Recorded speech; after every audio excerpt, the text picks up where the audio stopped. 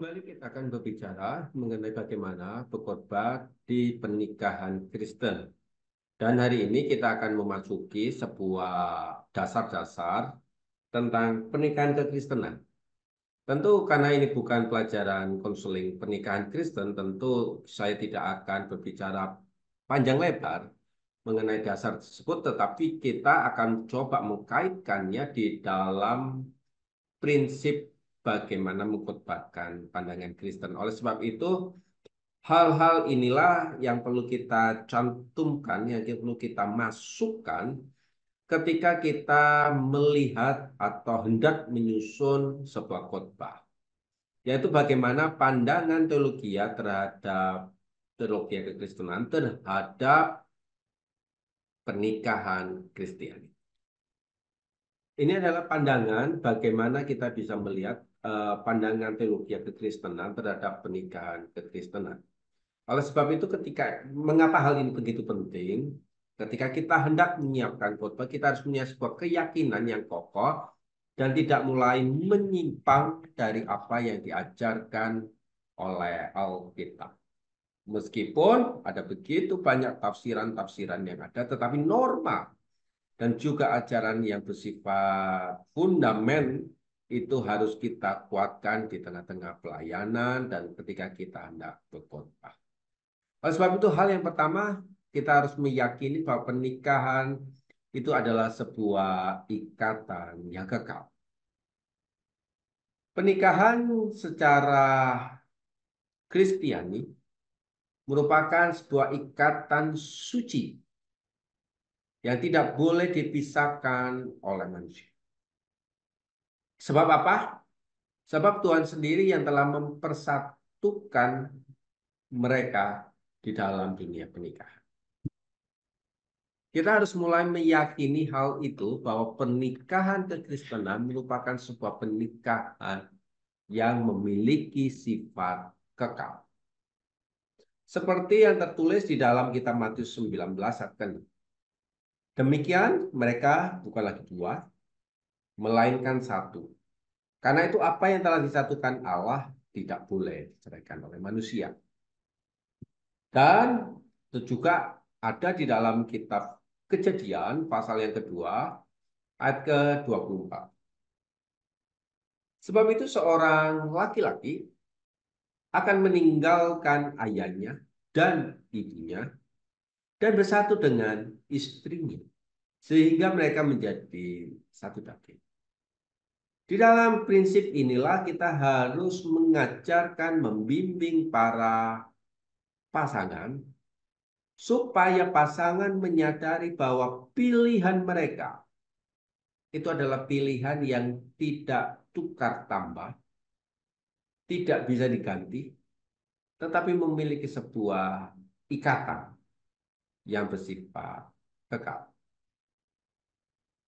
Yang kedua, kita harus meyakini dan mengajarkan dengan kondisi apapun bahwa sebuah perceraian merupakan sebuah pelanggaran terhadap rencana Allah.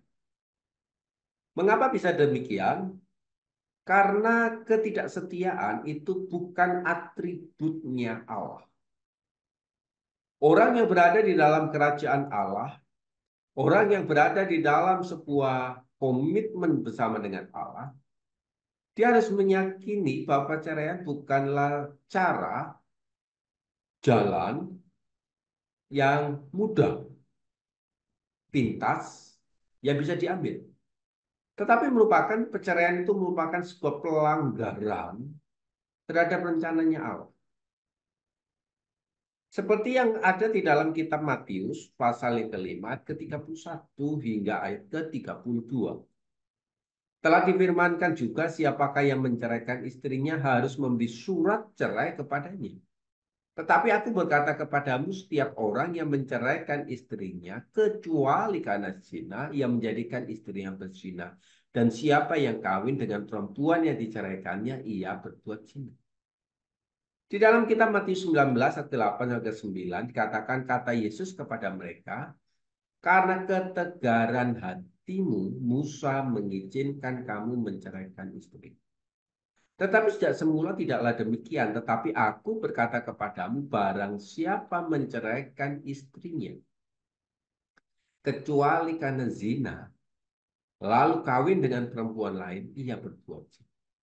Apapun yang dikatakan oleh firman Tuhan, oleh di dalam Alkitab, sebuah pengajaran bahwa perceraian merupakan sebuah pelanggaran.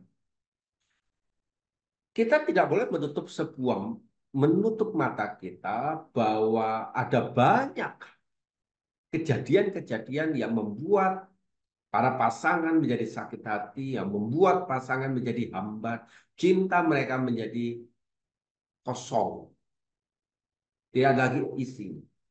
Oleh sebab itu, di dalam kita menyadari hal ini, kita pun harus tahu betul bahwa di dalam teologi kekristenan ada yang disebut dengan pengampunan dan rekonsiliasi. Dalam situasi dimanapun perceraian tampaknya tidak bisa dihindari, gereja mendorong ada pengampunan, ada rekonsiliasi sebagai langkah pertama untuk melakukan pertindakan. Ini konsep yang harus ada di dalam setiap diri seorang rekan-rekan hamba Tuhan.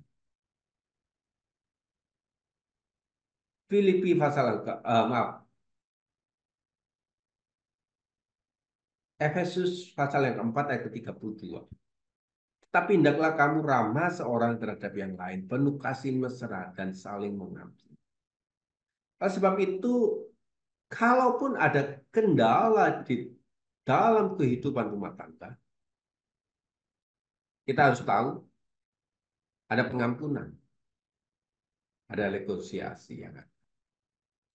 Dan kita harus tahu betul bahwa di dalam pernikahan yang perlu kita jaga adalah kesetiaan kita. Pentingnya menjaga kekudusan.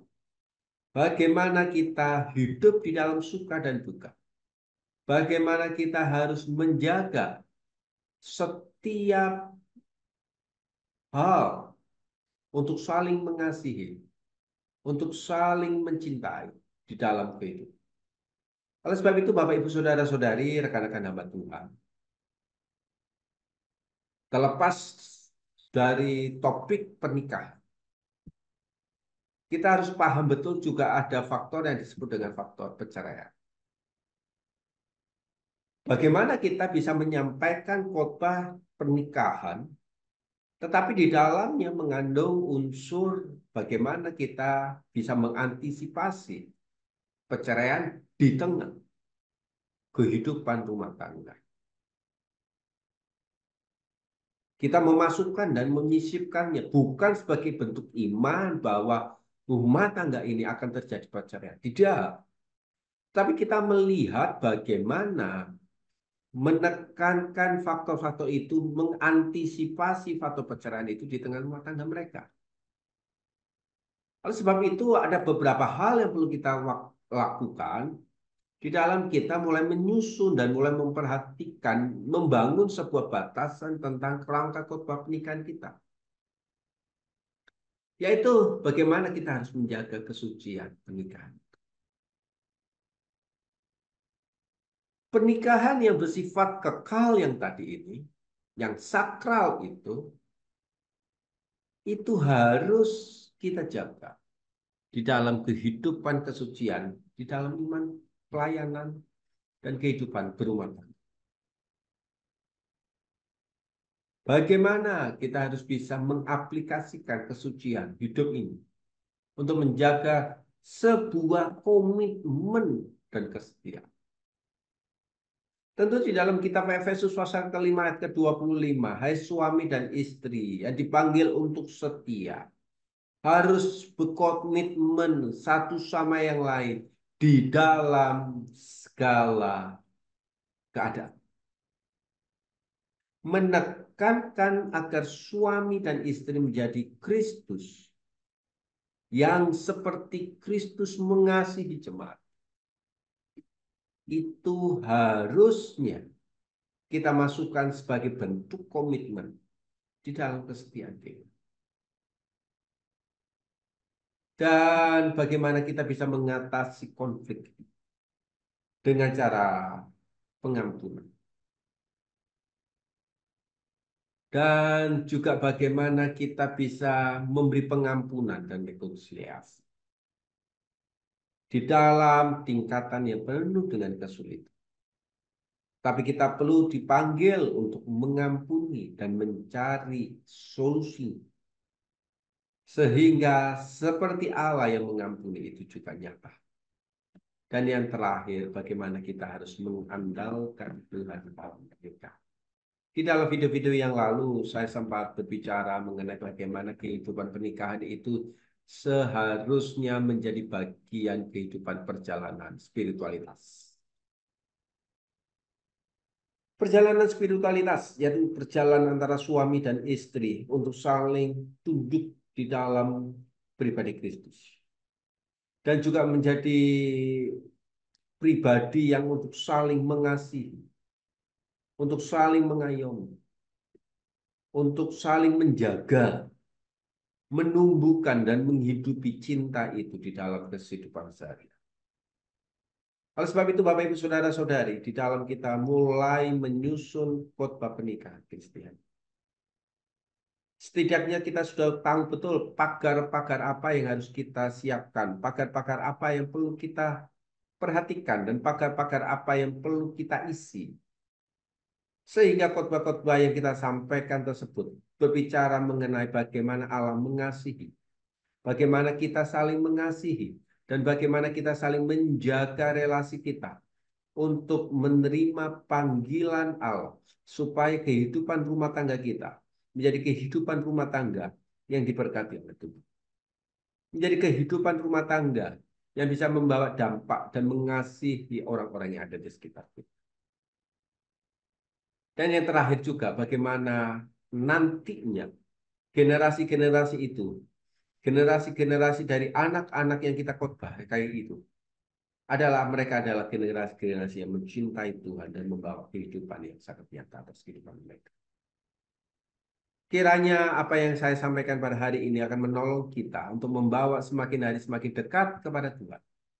Untuk saling mengasihi bagaimana Allah itu sendiri adalah Allah yang penuh kasih, Allah yang memberi pengampunan, dan juga Allah yang memberikan sebuah pengharapan akan masa depan. Tuhan Yesus memberkati kita dan siapkan diri Anda bahwa khotbah pernikahan bukan hanya semata-mata untuk mengisi waktu, untuk sekedar berbicara, berbagi informasi, tetapi dia juga berbicara mengenai hati kita ketika kita terjadi konflik yang akan datang. Kiranya Tuhan memberkati pelayan kita semua. Tuhan memberkati. Amin.